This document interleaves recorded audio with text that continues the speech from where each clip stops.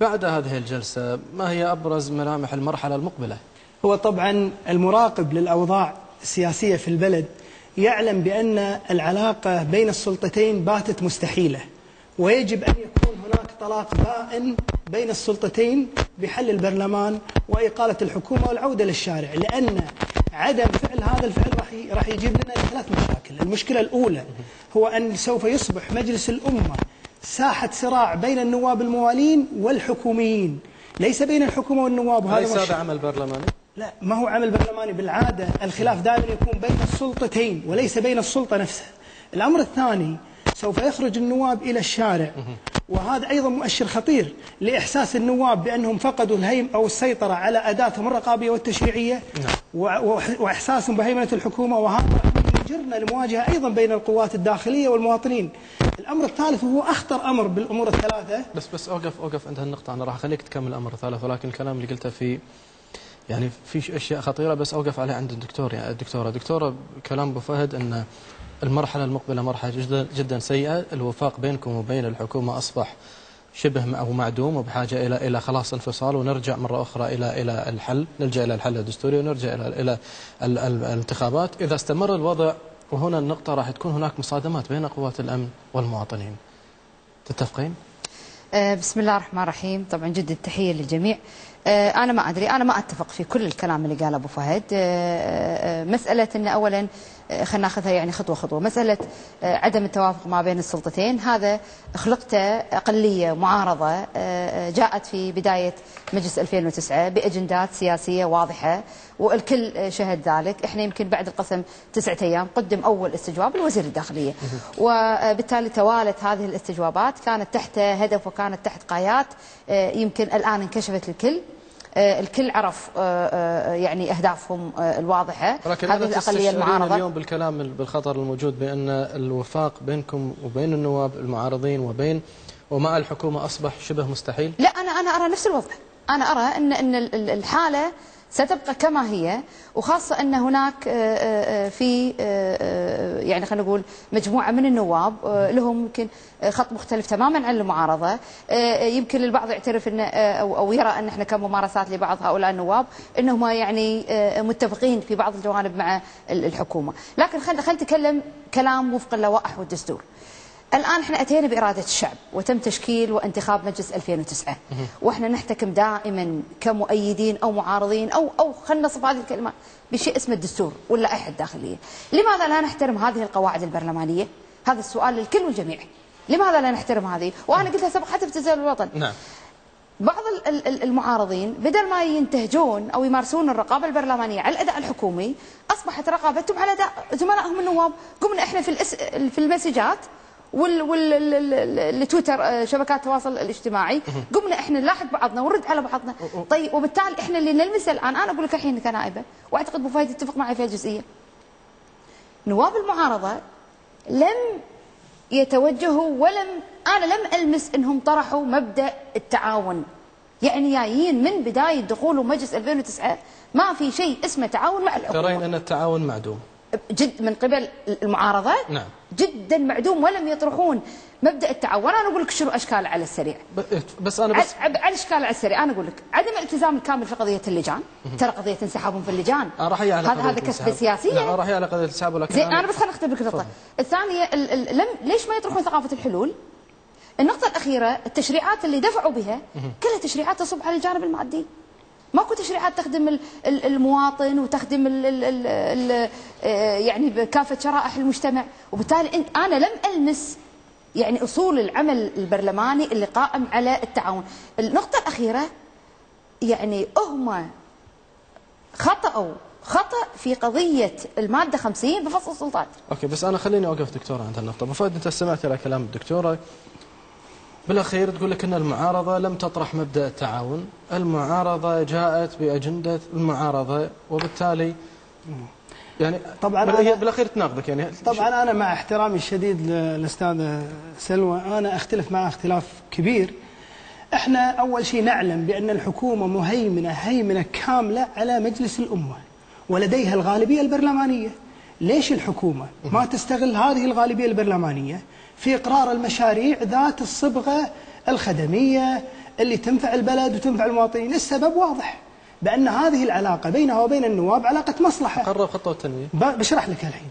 هذه العلاقة علاقة مصلحة، تستخدمها فقط لإجهاض الاستجوابات، ولا تستخدمها لإقرار القوانين. سوء استغلال للأغلبية. بالإضافة إلى احترام القواعد اللائحة والقواعد البرلمانية اللي ذكرتها الدكتورة. هذه المفروض توجه لرئيس المجلس والحكومة.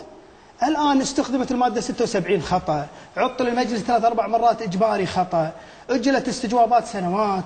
يعني يا جماعة، اللي يحترم القواعد من؟ الغالبية هي اللي تحترم القواعد، مو الأقلية. الأقلية غير مسيطرة على البرلمان. بعدين أنا برجع لنقطتي الأولى، أحد النقاط الثلاث اللي أنا ذكرتها أو اللي ما خليتني أكملها أخوي علي. الآن أصبحنا نتدخل أو نصرح ونخرب علاقاتنا مع الدول الأخرى الشقيقة والصديقة، وهذا أيضا مؤشر خطير. فاستمرار المجلس في هذه التشكيلة، في هذه التوليفة، راح يدخلنا بمشاكل ما يعلم الله آخرتها. بس أنت تقول أن قوات الأمن تستخدم يعني في صدام مع المواطنين، أنت واقعي. أنا أقول لك ليش. القمع دائما يولد الانفجار. الآن اسمحوا في أنهم يتجمعون فقط في مكان، رغم هذا مخالف لمبدأ المادة 44 من الدستور. امنعوا النقل التلفزيوني، بل بالعكس الداخلية مرات تستفز المواطنين، يلا امشوا بسرعة. فهذا راح يقودنا وين؟ إذا أنت بالشارع ما تقدر تتكلم، بالمجلس كنائب ما تقدر تصلح، شو اللي راح يصير؟ وين راح نوصل؟ هذا الكلام اللي أنا بقوله. طرحت أسأل جملة أسئلة دكتورة. اليوم الحكومة لا تحسن استغلال الأغلبية البرلمانية اللي أنتم موجودين معها لإقرار القوانين والتنمية، فقط تستغلكم على كلام أبو فهد وقت الاستجوابات. وأيضا الكبت سيولد انفجار، معنى الحكومة لا تسمح للمواطن بالاعتصام وإبداء ما يريد من رأي. من قال لك؟ هو يقول هذا رأيه هو. الآن راجع القوانين التي ظهرت في 2009. القوانين كلها تصب في مصلحة المواطن، قوانين كانت حبيسة الأدراج في وجود بعض النواب المعارضة الحاليين في المجال السابقة. ليش طلعت الحين؟ طلعت لأن بالفعل أن هذا يمثل أن الغالبية اللي تكلم عنها أبو فهد اللي مع الحكومة أكدت على التزامها الكامل في حضورها للجان وأنجزت هذه القوانين. هذه نقطة. النقطة الثانية، أنا بس برد على القضية اللي هو أن الأقلية المعارضة هي اللي قاعدة تحترم القواعد البرلمانية. وين احترامها في تعسف الأدوات الدستورية؟ استجواب. الآن شنو أعلنوا؟ عندما فشلوا في إسقاط الرئيس الوزراء، الآن اتجهوا إلى الاستجوابات واحد تلو الآخر للوزراء حتى يتم إسقاطهم وطرح الثقة على اعتبار أنه عندهم غالبية. زين؟ هل معناته أن هذا يستطيعون أن يسوونه على كل الوزراء؟ أنا أقول كيف صريح العبارة، أتحدى إذا هم يقدرون يوجهون استجواب الوزير العفاسي سيجدوا. إيش معنى؟ يعني كبير المعارضة من يكون؟ خلينا نكون واضحين. بالتالي التعسف في استخدام الأدوات الرقابية هذا شيء كارثة في العمل البرلماني. النقطة الثانية، قضية الإسفاف في استخدام الأسئلة البرلمانية. أكو نائب يوجه 100 سؤال لوزير، 3-4 أسئلة الوزير على ما يجاوب، على ما يجمع البيانات، على ما يجيبه وعلى ما يجينا الدور. احنا الآن في مجلس 2009 متى بنجاوب عليه؟ وانا اعطيك على سبيل المثال واحد يقول لي وزير الماليه احد النواب من كتل المعارضه وموجه نفس الاسئله خلال 6 اشهر ومجاوب عليهم. بس ابي اوقف دكتور عند هالنقطه. يعني لما يقول لي ابو فهد ان قضيه احترام القواعد البرلمانيه، احترام القواعد البرلمانيه، وانت يعني اول شيء ترد قبل. انا اول شيء بعرج على القوانين اللي ذكرتها النائبه سلوى. قالت لك لولا الاغلبيه اللي موجوده وما استقروا. احنا اقرينا خطه تنميه، شنو صار؟ اقرينا جامعه الاشتداديه بقانون، شنو صار؟ اقرينا. المشكله ما هو في اقرار القوانين، المشكله اصلا بعد في تنفيذ القوانين. الحكومه عاجزه عن الرد على النواب. بعدين انا بتكلم في موضوع فشلوا في استجواب الرئيس. انا مع احترامي الشديد، هو الغرض مو اسقاط الرئيس، الغرض هو اصلاح الخلل. بعدين موضوع كبير المعارضه منه، مع احترامي الشديد انا مو جاي ادافع عن النائب مسلم ولا دافع عن اي نائب، لكن هو ساهم ايضا في اسقاط محمد ضيف الله الشرار ابن قبيلته. فيا جماعه ما يصير. ما نسقط ضيف الله الشرار. هو كان يحارب مثلث الفساد في 2003. مثلث الفساد منه كان في ذاك الوقت؟ كان يحارب ابن قبيلته. فمع احترامي الشديد لا تصريحات شهيره وان انا اذا كان ابن عمي اخوي الدستور. هل من الممكن ان يتم استجواب للوزير العفاسي مثلا؟ وليش لا؟ وش اللي يمنع؟ أنا بس بتكلم بس بنبذة بسيطة. عندنا تكون حزب سياسي جديد. هذا الحزب أرعب الحكومة. هذا الحزب اسمه قبيلة مطير. هذه القبيلة ما شاء الله تبارك الله معظم مخرجاتها مع الشارع وتحاكي نبض الشارع سواء كانت بمخرجات فرعيه او غير فرعيه. كل القبيله؟ انا اقول معظم.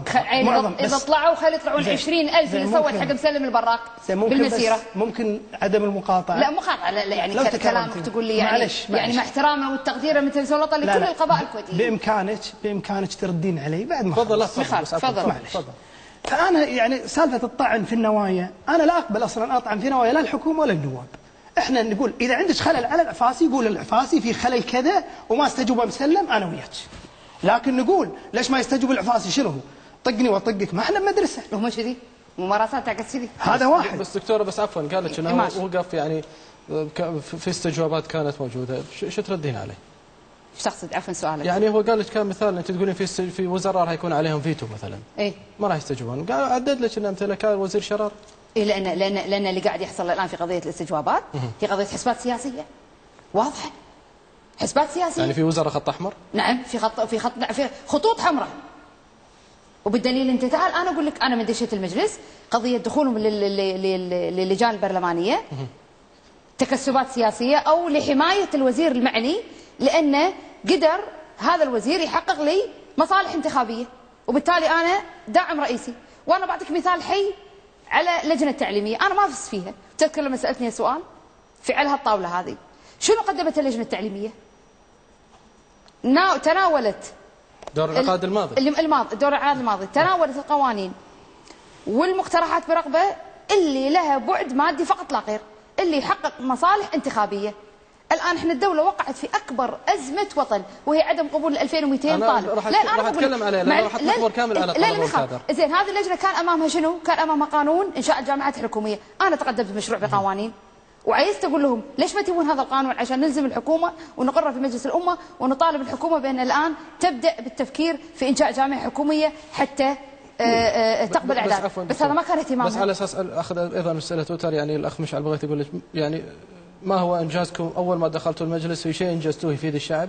شلون ما افدنا؟ قانون العمل الاهلي، قانون الهيئه العامه للمعاقين، قانون الهيئه العامه لسوق المال، التنميه، قانون الخصخصه،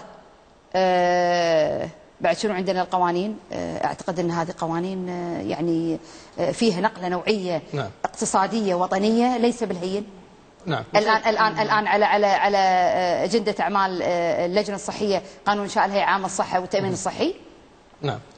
بالعكس الهيئه العامه للاعتماد الاكاديمي صحيح هذا تقدمت فيه او قررت الحكومه، لكن احد المشاريع بقوانين اللي نوقشت في اللجنه اللي كنت انا رئيسه اللجنه التعليميه وانا احد مقدمين هذا القانون. نعم.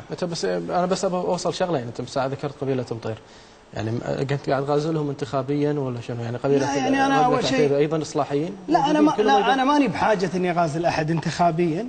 نعم. لكن انا اذكر الوقائع فعلا مزعجه الحكومه.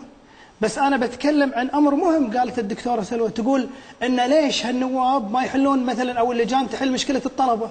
ما هو النواب دعوا لعقد جلسه وصدر فيها مرسوم من سمو الامير وتغيبت النائبه سلوى عنها. لا ما تغيبت.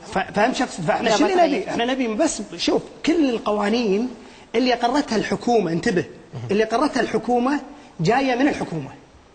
يعني أي قانون أقر لازم يكون مصدر الحكومة حتى تقر اللجنة ويقر المجلس، لكن إذا كانوا النواب هم من اقترحوا هذا القانون يكون مصيره أدراج اللجان، وهذا اللي يخلي الحكومة تحاول الهيمنة على اللجان. انتبه. أما موضوع الصبغة المادية في بعض القرارات فبعض القرارات مستحقة. تجي مثلا للمعلم نعم وراتب علاوة. انا بس لا راح مع اساس لا اطلع من موضوع المعلمين، انا بس دكتور ابي اسالك سؤال اخر وراح اجي على قضيه الكادر والطلبه وراح اناقشها بالتفصيل. ولكن احنا في يعني في اشياء جديده صارت عندنا بدور الانعقاد.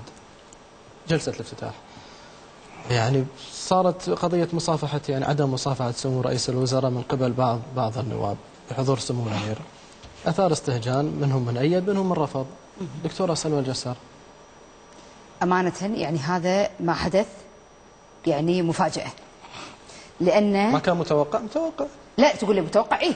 أنا أقول كان متوقع. وعلى فكرة أنا قبل أدش جلسة الافتتاح جتني بعض الاتصالات إن قالوا لي راقب فلان فلان فلان لن يصافحوا سمو الرئيس وما راح يلبسون بشوت. معلم إن ترى عندنا قرار مجلس الأمة، أنا سألت الأمين العام كان عندنا قرار إنه يجب لبس بشوت خاطة في افتتاح دور الانعقاد. يعني كبروتوكول رسمي بوجود الامير. انا تقول متفاجئه، ما تفاجات، بس هل هذا احنا الشعب الكويتي جبلنا على هذا السلوك؟ يعني لما يقولوا لي والله لا يزعلون لما نقول ان هناك في ازمه شخصيه بينهم وبين سمو الرئيس، او بين خلينا نقول حتى لا يقولوا لي والله دكتوره سلوى تدافع عن سمو الرئيس، احنا نتكافئ على قضيه وطنيه. ادش في افتتاح دور انعقاد سمو امير البلاد اللي له هيبته ومكانته، كل رموز الحكم واقفين في دور الافتتاح وانا قاعد نصور معاهم. يعني اخلط ما بين الخلاف الشخصي والخلاف السياسي، هذا احنا كويتيين ما تعودنا، ما هو لا في عاداتنا ولا في تقاليدنا، ولا لايصال رساله او لي يعني تكون عارف ان الاعلام موجود، انا بوصل رساله اعلاميه رخيصه حق قواعد الانتخابيه طاعوا، ترى انا ما سلمت على سمو الرئيس. شنو هي يعني شطاره؟ انا راح اخذ ولا شنو هي؟ فهد يعني كيف تنظر لو لعلمك علي نعم. لما راحوا في الله ينعم عليك، لما راحوا مع رئيس مجلس الامه في عزا الملك ونسجل تعازينا للمملكه العربيه السعوديه بوفاه فقيدها، لابسين شوتهم. نعم. شو تسمي هذه الممارسه؟ شو تسميه على كلام دكتوره انتقدت عدم مصافحه سمو رئيس الوزراء بحضور سمو الامير؟ استمع لك الاجابه، لكن اتوقف عند هذا الفاصل.